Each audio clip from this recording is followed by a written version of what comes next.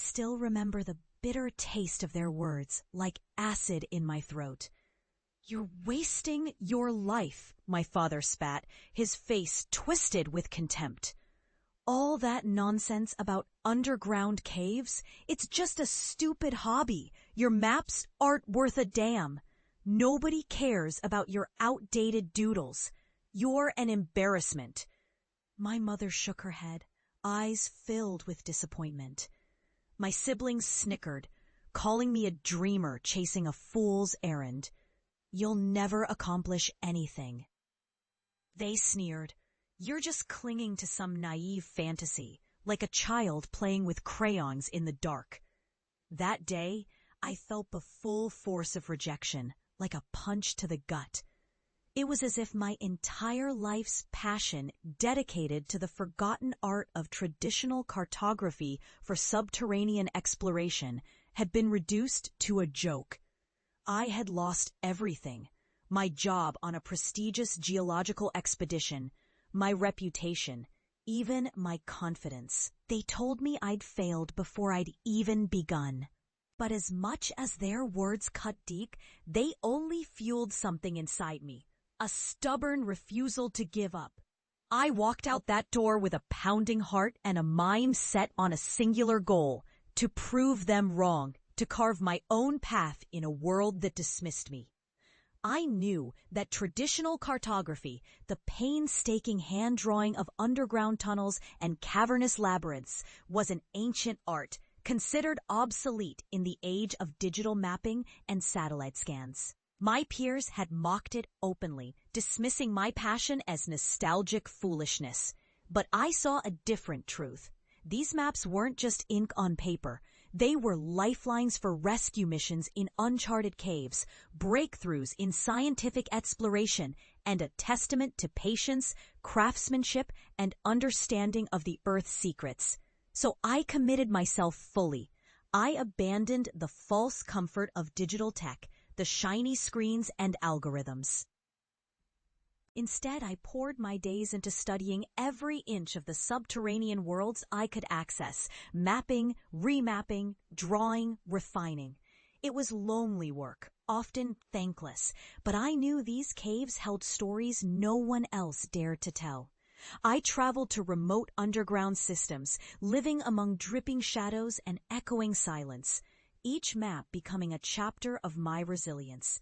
Years passed. My work remained niche, largely unnoticed by the mainstream, dismissed as relics of a bygone era. But then something changed. A call came from a rescue team deep in the Appalachians, trapped beneath a collapsing cavern. Their digital maps had failed, leaving them stranded. Out of options, they turned to my hand-drawn maps, meticulously detailed, accurate beyond what modern scans could produce in real time. Those maps led the rescue team in, saving lives, and returned with stories of how my intricate drawings had turned chaos into order. Suddenly, I found myself at the center of a revolution, people desperate for precision, craftsmanship, and the human touch that only traditional cartography could provide. I was invited to scientific symposiums, my maps studied like artifacts of invaluable knowledge. I received grants, partnerships with explorers, even government contracts for underground rescue missions. My work, once mocked as outdated, became vital. I watched as my maps helped unearth new cave systems, hidden worlds that had remained secret for centuries, transforming barren, uncharted lands into thriving corridors of discovery and life. And then came the day I returned home, not as the failed dreamer they had branded me, but as a pioneer. I stepped onto my childhood street, a place that once echoed with scorn and dismissiveness. My family's faces turned as I approached. Eyes wide with disbelief and something darker, perhaps guilt, maybe shame. I didn't need words. My latest map, rolled tightly in my hands, was proof enough. It was a masterpiece, an intricate, hand-drawn labyrinth of underground caverns, each tunnel, chamber, and fissure rendered with painstaking detail. It was a map forged in patience, dedication, and unshakable belief. I entered the house. My family sat in the living room, their eyes flicking nervously between me and the map I carried. I placed it on the table, unrolled it slowly so they could see the full scope. A tangled web of underground pathways, some leading to undiscovered chambers, some revealing hidden mineral deposits, others mapping rescue routes through dark, treacherous depths. "You see," I said softly, but with a voice filled with quiet strength, "this is what I've been working on. This is what I've become." Their mouths opened, but no words came. "Do you remember when you told me I'd fail?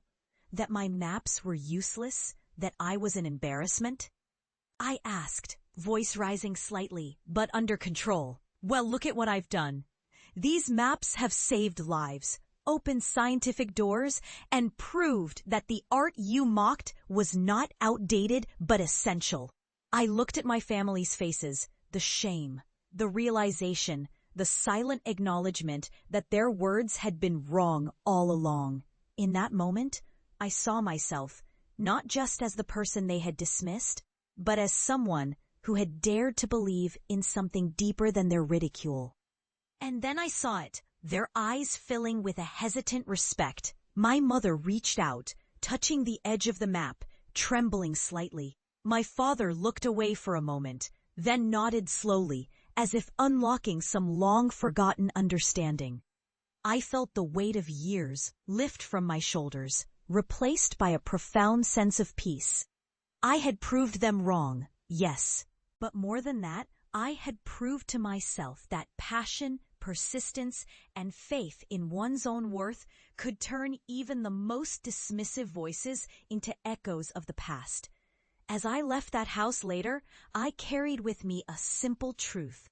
No matter how fierce the mockery, no matter how crushing the rejection, if you hold on to your conviction and refuse to give up, the world will eventually see your worth. And when it does, it's not just about pride. It's about finally fully embracing who you are meant to be. That is the true map of my life. And I am finally on the right path.